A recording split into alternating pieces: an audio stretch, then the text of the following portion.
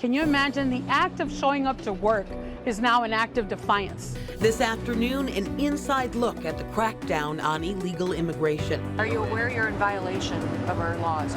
How the feds are harnessing their expanded powers in their search for undocumented immigrants. Also secondary address? Plus, we're asking about the short-term results and long-term impact of the president's policies. No justice, no peace. This is CBS News Bay Area with Elizabeth Cook. I'm Makovec, and the feds say that they are targeting people in this country illegally, especially those who pose a threat to our communities. But a lot of immigrants fear that the sweeping crackdown won't stop there. Today, we're taking a look at the numbers and asking about the fear and the fallout. The Trump administration has walked back a funding freeze that would have halted trillions of dollars of federal assistance. The action came from his budget office without explanation earlier this morning. Danya Backus has the latest. This afternoon, the president's budget office rescinded an order to freeze spending on federal grants. Social Security, Medicare, Medicaid have not been affected. We are merely looking at parts of the big bureaucracy where there has been tremendous waste and fraud and abuse. The directive would have affected states, schools, and organizations that rely on trillions of dollars from Washington, a spending cut plan Democrats slammed. This has woken up the American people about what this administration is up to. White House Press Secretary Caroline Leavitt says removing the order is meant to clear up confusion, adding executive orders issued on funding reviews remain in full force and effect. On Tuesday, the Trump administration sent a letter to the nation's nearly 2 million civilian federal workers, offering a buyout to those who don't want to return to the office full time. We think a very substantial number of people will not show up to work, and therefore our government will get smaller and more efficient. Today, President Trump signed into law his first piece of legislation since retaking office. The Laken Riley Act mandates the detention and potential deportation of people in the U.S. illegally who are charged with theft or violent crimes. It's a landmark law that we're doing today. It's going to save countless innocent American lives. We're out arresting numerous cases throughout the state that were all public safety cases. Meanwhile, Immigration and Customs Enforcement, or ICE, continues to carry out targeted enforcement actions around the country. This one in Baltimore, Maryland, resulted in a series of arrests. The president says his administration will open a detention center at Guantanamo Bay to hold up to 30,000 migrants who have entered the U.S. illegally. Coming up next, we're going to have a behind-the-scenes look at an ICE operation as agents track down and arrest undocumented immigrants.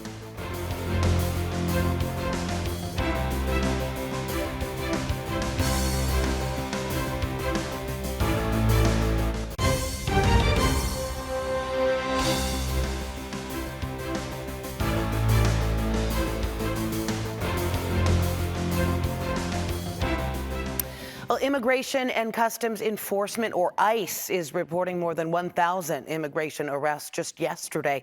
That is more than 3 times the daily average during the last year of the Biden administration. The number of arrests so far this week is now above 5,500. The operations are happening all over the country. In New York, the Secretary of Homeland Security went along as federal agents conducted an overnight roundup in the Bronx. And CBS News' Major Garrett was there as well. Just after 3 a.m., we are making our way to downtown Manhattan to begin briefings on ICE actions to come this morning.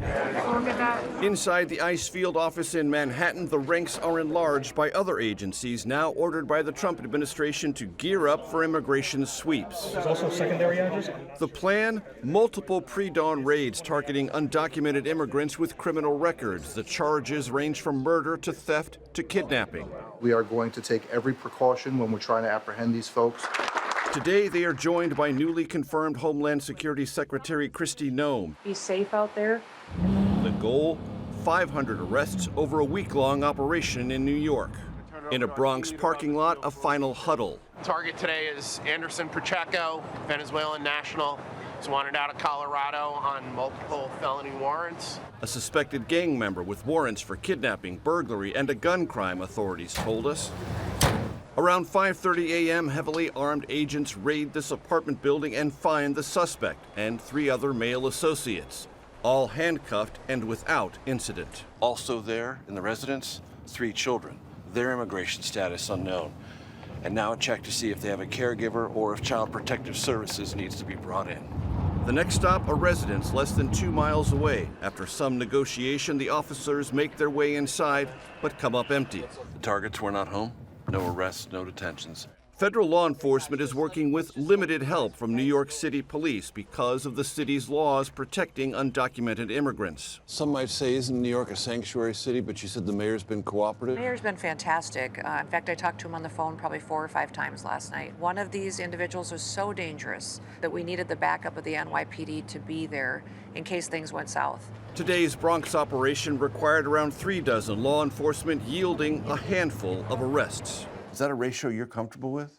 It is, absolutely. I won't doubt what they need for support and backup. Are you aware you're in violation of our laws? You want cameras at these events, don't you? And some would say you want this spectacle to be filmed. It's not a spectacle. This is our nation's law enforcement judicial process. The scales of justice are equally applied to everybody. We want transparency on this. Vice President J.D. Vance has suggested deporting 1 million people a year could be possible, roughly quadruple the number under President Biden last fiscal year. Will you have the person power you need to carry out this initiative? We're working on it. It seems like you won't. Well, we will have the personnel because we're going to continue to recruit and ask people to help us.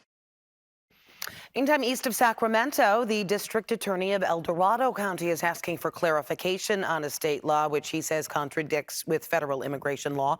DA Vern Pearson wrote a letter to State Attorney General Rob Bonta asking for clear direction. Pearson gave the example that if a dealer or trafficker here in the country illegally were arrested and released in his county, his deputies could not, under state law, help ICE detain that person or provide any non-public information to the feds. If I was to notify ICE or the federal officials of that release, according to the author of SB 54, I should be criminally prosecuted for that, notwithstanding the fact that I'm obligated under federal law to help with that. My people are as well. Pearson also writes that he worries local agencies in California could face devastating funding losses if deemed non-compliant. The U.S.-Mexican border is seeing an influx of U.S. troops, about 1,600 more active duty personnel from the Army and the Marine Corps. That is in addition to the 2,500 already deployed. Marines were reinforcing the border wall near San Ysidro this week. The U.S. Northern Command is working with the Department of Homeland Security on the physical barriers to discourage illegal crossings. Well, joining me now is Stephanie Canizales. She is an assistant professor of sociology at UC Berkeley. Thanks for being with us today. Thanks for having me. I know you've done a lot of work on immigration policy. There are a lot of heightened emotions right now surrounding immigration during the Trump administration. Is there anything about the current policy that's significantly different from what we've seen before here in the U.S.?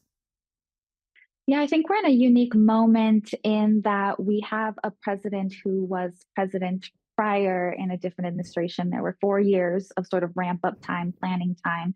And now we're seeing the launching, the expansion of a lot of initiatives that already were sort of the seeds were planted. They've been watered over the last 4 years, and now they're in full bloom.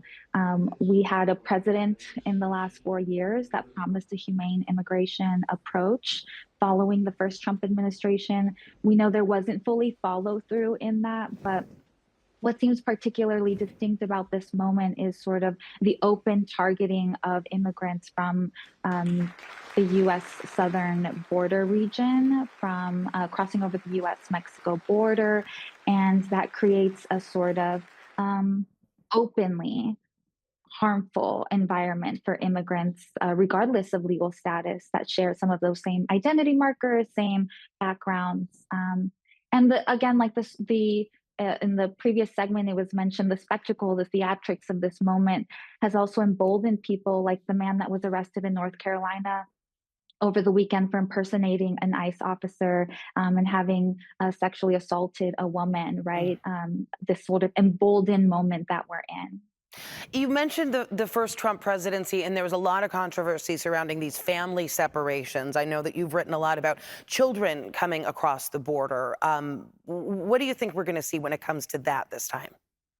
Yeah, again, I can only anticipate what we've already seen in the past couple of weeks, and that is, or week really, it feels like ages, but an extension and an expansion of what we've already seen.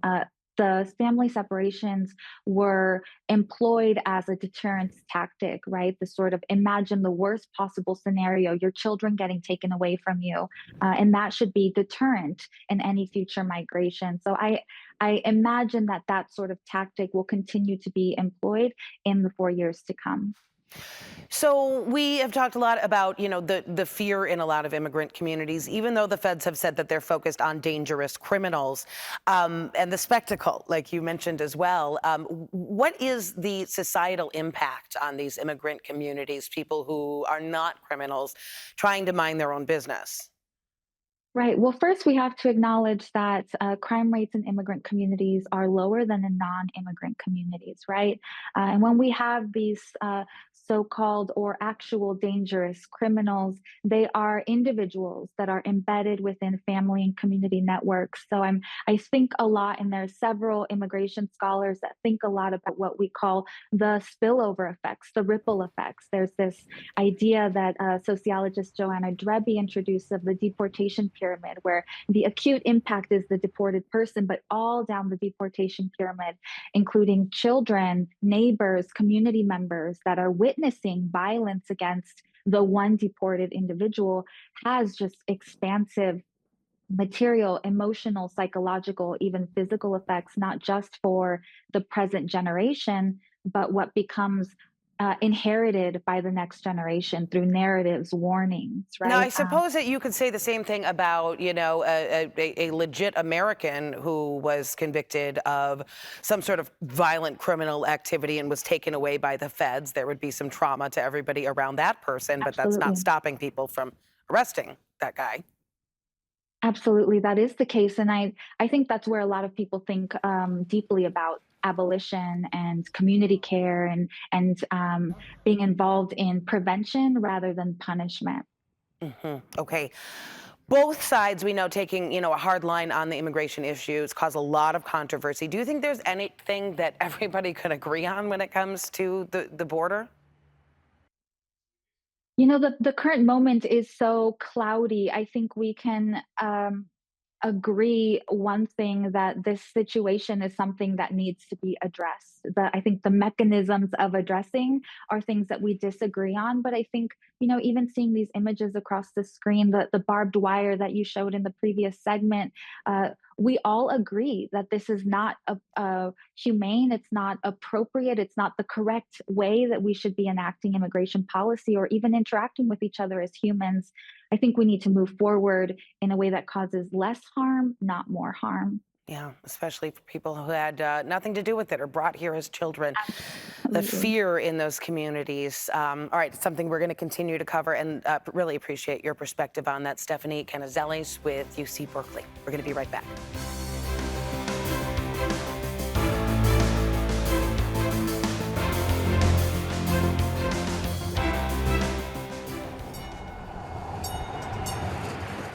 Thanks for watching. You can always get all the latest headlines and weather over on KPIX Plus. And remember to like and click the button on the bottom left of your screen to subscribe for the biggest Bay Area news.